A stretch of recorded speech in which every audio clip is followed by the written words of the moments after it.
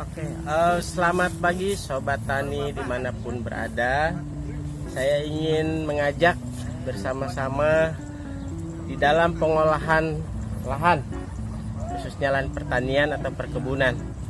Nah, ini sahabat bisa lihat bagaimana sedang pengolahan lahan untuk tanaman sayur-sayuran. Dalam hal ini kemangi. Nah, Sobat Tani, tentunya untuk pengolahan lahan dibutuhkan tanah yang bagus, tanah yang gembur. Nah, namun apa yang harus kita lakukan untuk mendapatkan tanah yang subur, tanah yang gembur ya? Tentunya kita harus memupuk dengan konsisten ya. Dengan konsisten kita pupuk. Tetapi bagaimana kalau pupuknya mahal? Ya, kita akan belajar bagaimana cara membuat mol. Mol itu apa? Mikroorganisme lokal. Nah, kenapa disebut lokal?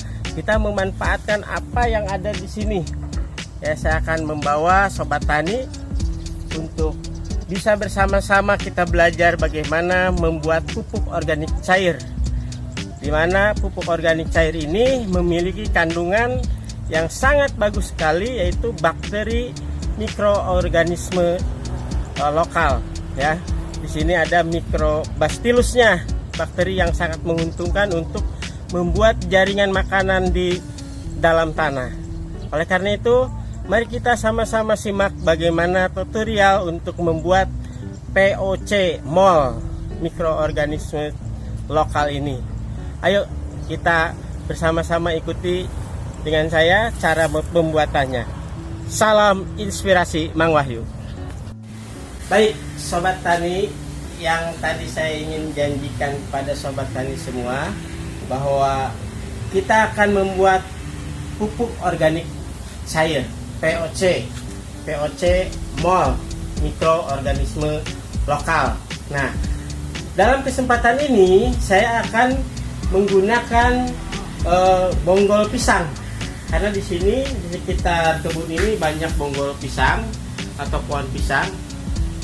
Ya, bisa Sobat Tani melihat. Nah, dan bonggol pisangnya sudah ada di depan saya ini, bonggol pisang nih ya. Kenapa saya gunakan bonggol pisang? Ya. Di dalam bonggol pisang ini memiliki kandungan bakteri mikroorganisme. Nah, yang sangat-sangat bagus sekali untuk tanah, memberikan satu jaringan makanan buat akar-akar tumbuhan, akar-akar tanaman. Nah, bonggol pisang ini kita terlebih dahulu diracik menjadi seperti ini ya. Setelah ada bonggol pisang, sediakan juga ada dedak. Ini Mas, sini dedak. Ini dedak halus Sobat ya. Dedak halus ini fungsinya untuk apa? Fungsinya untuk makanan bakteri yang sedang tertidur di bonggol pisang tadi ya. Ini dedak halus ya. Ada 5 kilo ini dedak halus ini. Nah, kemudian ada juga air kelapa. Nah, air kelapa ini membantu untuk proses fermentasi ya. Fermentasi itu enak Sobat Tani ya. Jadi air kelapa membantu proses fermentasi, memberikan pertumbuhan yang sangat cepat bagi bakteri ya, supaya bakterinya bisa hidup ya. Selama ini memang hidup tetapi tertidur. Nah, kita ikuti prosesnya ya. Tolong air kelapa dimasukkan.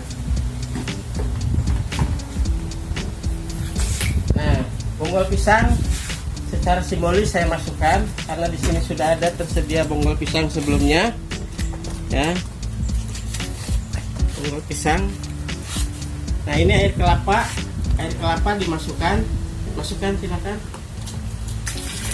1 brigen ya. Untuk 200 liter kelapa. Dan juga ada nasi bekas sobat tani ya. Jadi kalau sobat tani di rumah ada sisa-sisa nasi, kalau tidak punya peliharaan, kumpulkan saja. Ini akan membantu juga fermentasi ya sobat tani. Nasi ini fungsinya untuk molnya ya, untuk itunya molnya, molase atau gula ya, mengandung kandungan gula, glukosa yang sangat tinggi. Jadi nasi bekas dimasukkan. Saya sudah masukkan nasi bekas ini, dan saat ini dedak halus kita masukkan. Masukkan lah. Dedak halus ini kita masukkan.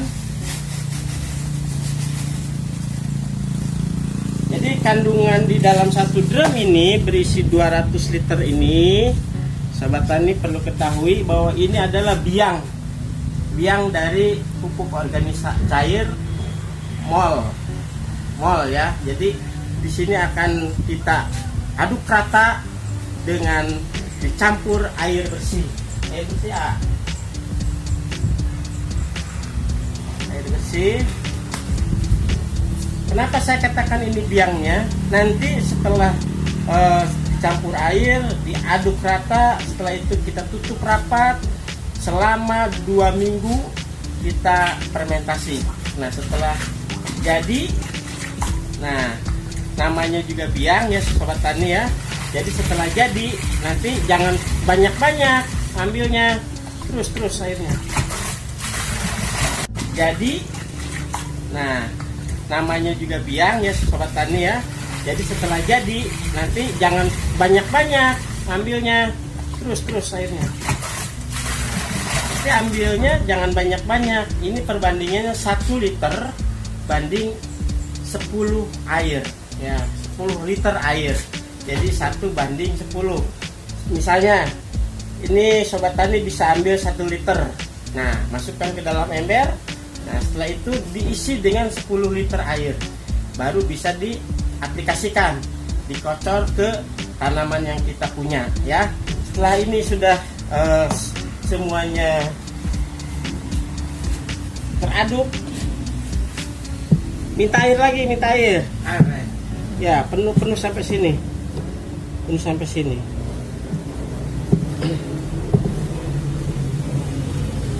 sebelum 2 minggu sobat tani bisa buka ya.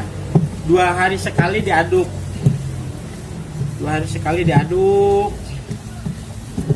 diaduknya juga ada aturannya sobat tani ya. Ada aturannya, 40 ke kanan, 40 ke kiri. Itu setelah 2 hari sekali ya. 40 ke kanan, 40 ke kiri. Kalau sekarang harus diaduk rata sobat tani ya. Terus diaduk. Nanti setelah difermentasi, kita akan lihat hasilnya seperti kita membuat tuak atau ciu ya. Baik, mungkin sampai di sini saja sobat tani. Nanti akan kita lanjutkan di tutorial yang lain. Oke, salam inspirasi Mang Wahyu.